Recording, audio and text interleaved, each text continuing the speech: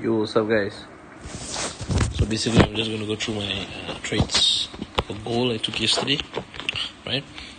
So basically, okay, first up,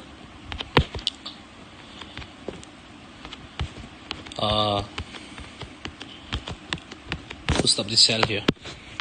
Okay, why did I take that sell, right? Okay, basic is go and we see, you see in H1 in the line chart it broke the structure, right? See how it broke the structure here. Okay, alright,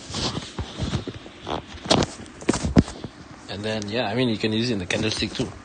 And then what we have is, you see, you notice how we have this here, like I said, right?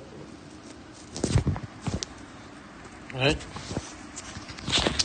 And in confluence with SMCOB. What is this, guys? This is a hidden base, right? And then we have another one on top there. So what I did, I went to the M15. So sometimes I use M15, right? So, and then I saw this on the line chart.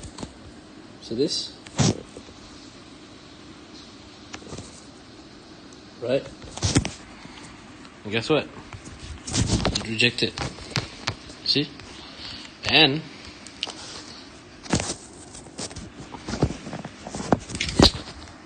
then we have what? We have